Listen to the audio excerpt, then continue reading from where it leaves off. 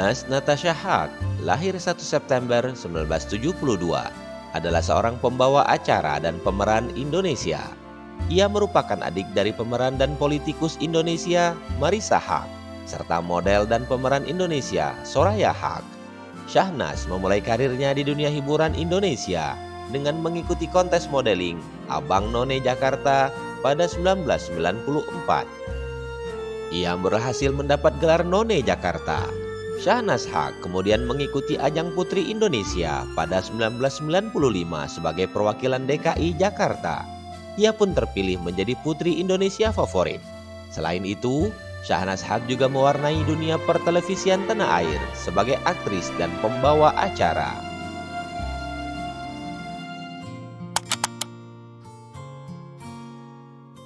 Yang membuat diri bergengsi adalah kualitas dan kapasitas, bukan dari barang yang dikenakan. Kekayaan itu relatif. Seberapa banyak kepunyaan tidak perlu teriak kemana-mana. Tak usah mengejar kesanggupan membeli barang mewah.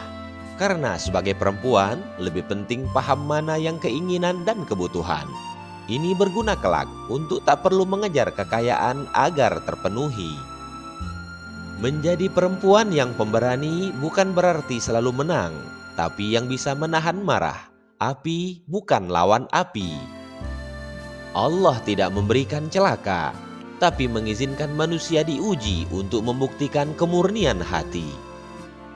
Motivasi menghadapi tantangan bagi perempuan adalah gambaran ketegaran dalam sakitnya perjuangan, berproses dalam kesabaran dalam meraih cita. Tidak ada satu kata pun yang bisa menghilangkan luka, tapi ketahuilah setiap perempuan pantas dicintai dan dihargai.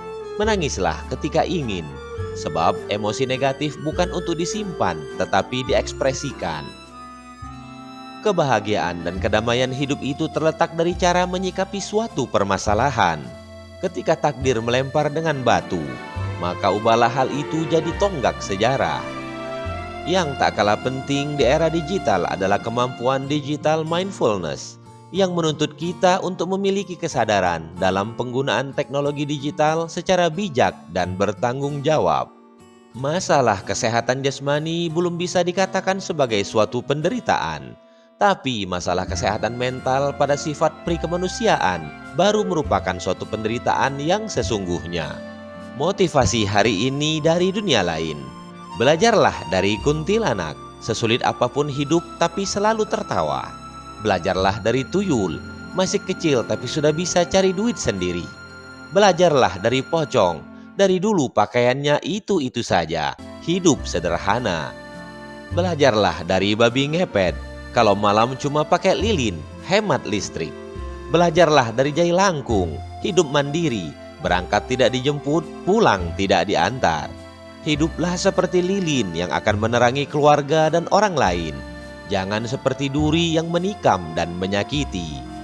Bahagia adalah jika kita bermanfaat, bukan hanya karena memiliki uang dan rupawan belaka. Marah boleh nggak? Boleh, boleh banget.